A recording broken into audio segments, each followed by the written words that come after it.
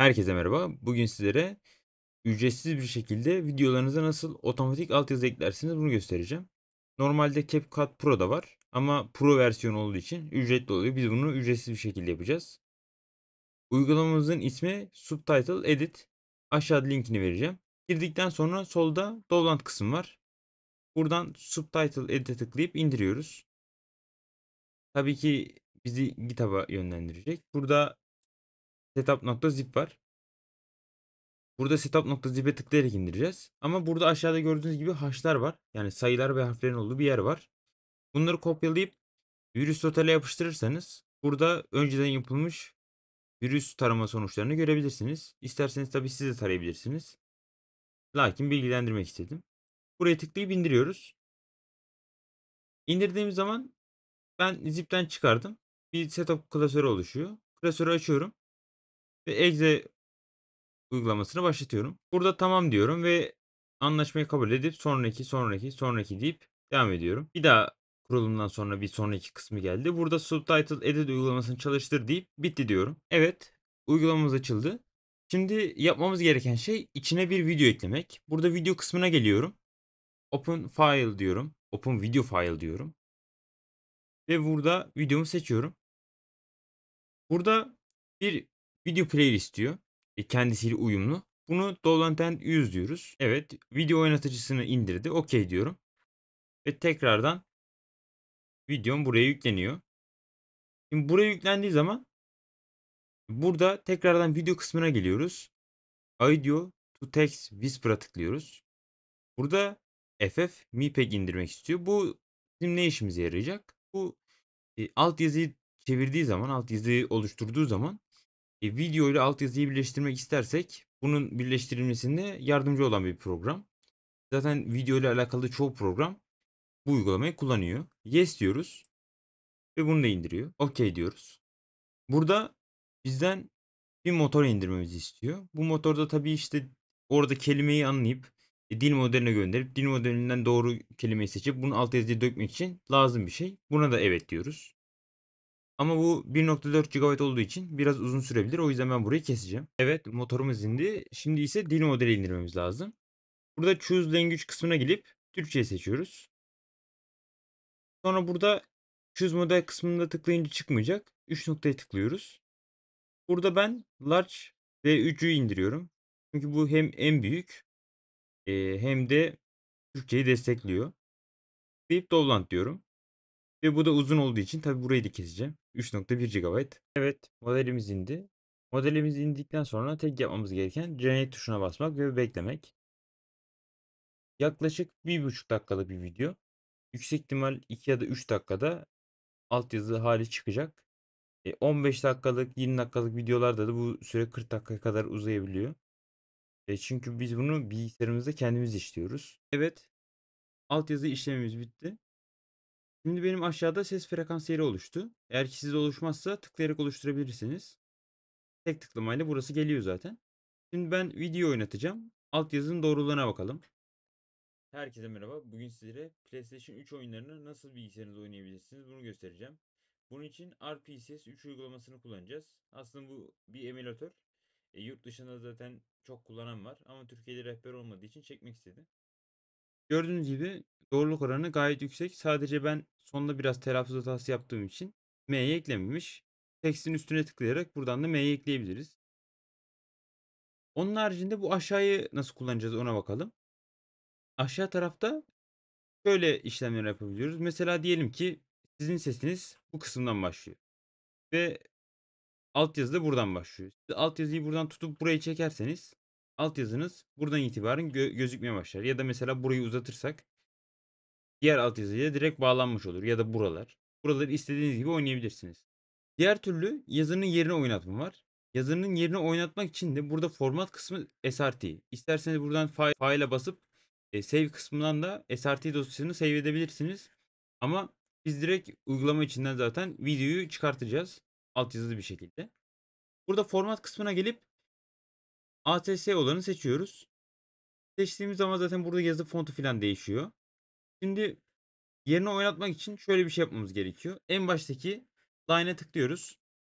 CTRL A yapıyoruz. Sağ tıklıyoruz. Asset Tools deyip Set Position diyoruz. Ve elimize gördüğünüz gibi yazı geldi.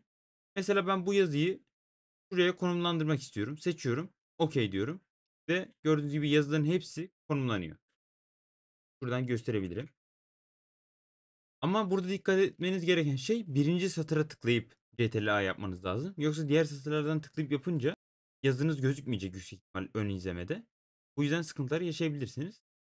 Bunun haricinde tekrardan en üstteki yazıyı tıklayıp CTRL-A yapıp sağ tıkladığımızda burada kalın yazma, italik yani yan yazdırma, altını çizme, renk, font ismi ve yer ayarı var. Ama biz yer ayarını Astatus'tan yapıyoruz. İstediğimiz yeri seçebiliyoruz. Bu yer ayarında sadece sol üst köşe, sol orta, sol alt köşe böyle gidiyor. İşte sağ tarafta aynı şekilde, orta tarafta aynı şekilde. Yani 9 tane yere koyabiliyorsunuz. Bu da biraz kısıtlı bir imkan. Şimdi burada font name'e geliyoruz. Mesela burada semi bold, one şrift, semi bold'u seçiyorum. OK diyorum. Gördüğünüz gibi yazı fontumuz böyle. Tekrardan seçiyorum. Diğer yazı fontlarına bakalım. Font name'e geliyorum. Aşağı kaydırıyorum. Buradan rastgele bir şey seçelim. Boli. Evet, gördüğünüz gibi yazımız değişti. Bunun haricinde mesela şöyle bir şeyler yapabilirsiniz. Eğer ki alt yazınızı beğenmediyseniz. Burada mesela yazının fazla olduğunu düşünüyorsunuz. Burada gördüğünüz gibi BR işareti var. Şimdi bu BR işaretlerinde kolayca split yapabiliyorsunuz. Yani yazıyı kolayca bölebiliyorsunuz demek. Mesela bunun üstüne geldim. Sağ tıkladım. Split'e bastım. Ve gördüğünüz gibi yazı orada ayrıldı. Bakın burada bugün sizlere PlayStation 3 oyunlarını nasıl bilgisayarda oynayabilirsiniz? Ayrıldı. Böyle yaparak belki daha akıcı bir e, sunum elde edebilirsiniz. Tekrardan bakın BR geldi buraya. Tekrardan mesela split yapalım. Gördüğünüz gibi bugün sizlere PlayStation 3 oyunlarını nasıl bilgisayarda oynayabilirsiniz. Bu şekilde yaparak biraz daha iyi sonuçlar elde edebilirsiniz. Ama şunu yapmayı unutmayın. Mesela split işlemleriniz bittiği zaman sizin tekrardan CTRL-A yapıp Asla Tools'tan pozisyonunuzu değiştirmeniz lazım. Bu sayede altyazınız kolayca her yere yapıştırılmış olacak. Bunun haricinde bu uygulamanın ne gibi özellikleri var onlara bakarsak. Burada Auto Translate kısmı var. Auto Translate'i tıklarsak zaten Translate'in ne olduğunu biliyorsunuz. Çevirin. Burada sol üstte Google Translate V1 app'i var. Ben bundan yapacağım. Diğerlerinde API anahtarı girmeniz gerekebilir. Zaten Google Translate'de oldukça iyi bir translate. Burada hangi dilden hangi dile çevirmek istiyorsunuz onu yazıyorsunuz. Ben burada Translate'e basıyorum. Biraz zaman alabilir diyor. Evet, hepsi tamamlandı. Şimdi OK'ye basıyoruz. Ve gördüğünüz gibi şimdi de videomuzun altyazısı İngilizce çevrildi. Tabii ki hatalar olabilir. Bu çünkü Google çeviri sistemleri üzerinden yapılıyor. Yani normal bir insan çevirisi insan çevirisiyle yapılmıyor. İnsan zekası hala çeviri konularında daha iyi. Ama belki belli bir yere kadar sizi iyi bir şekilde götürebilir. Ya da mesela YouTube'a içerik üretiyorsanız bildiğiniz gibi YouTube'a otomatik yabancı seslendirme geldi. Bu otomatik yabancı seslendirmelerini altyazıyla destekleyebilirsiniz. Belki daha iyi bir kitle toplamanıza yardımcı olabilir. Şimdi videoyu nasıl çıktı alacağız? Önemli olan soru bu. Buradan video kısmına geliyoruz. Video kısmında Generate Video with Burned in Subtitle var. Buna tıklıyoruz. Tıkladığım zaman burada Resolution'dır, diğer ayarlar vardır. Bunları tabii ki siz internetten bakarak da ayarlayabilirsiniz ama normalde bu default yani varsayılan olarak gelen ayarlar yeterli olur sizin için. Generate'e basıyorum. Kaydet diyorum. Ben önceden bir tane daha yaptırmıştım. Şimdi 10 üzerine kaydedecek. Tabii ki ben onu Türkçe yapmıştım. Bunu İngilizce olarak kaydedeceğiz. Anlatmadan önce birkaç kere denemek istedim. Zaten bu videoyu çekerken de biraz fazla hata yaptım. Şimdi videomuz kaydoluyor.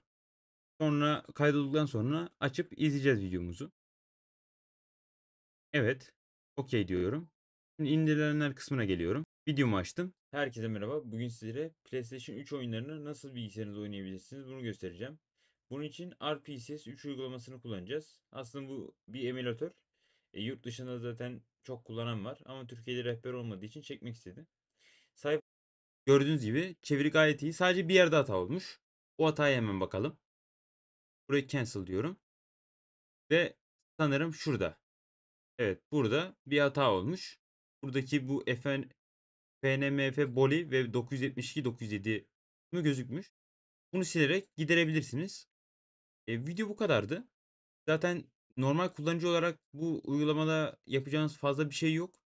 Bir de arayüzü Türkçe olmadığı için çoğunlukla sizin blog sayfasından okuyup daha iyi bir açıklamayla bu uygulamaya girişmeniz gerekiyor. Çünkü bazı yerleri gerçekten anlaşılmıyor. Yani çünkü uygulama içinde açıklama yok. Yani o yönden anlaşılmıyor. Yoksa tabii ki hani oradaki ayarı çevirip bir şeyler düşünebilirsiniz ama tam olarak ne yapacağını kestiremiyorsunuz bazen. Göstereceklerim bu kadardı. Eğer ki aklınızda bir soru varsa yorumlarda bana sorabilirsiniz. Videoyu beğendiyseniz like atıp abone olabilirsiniz. Görüşmek üzere.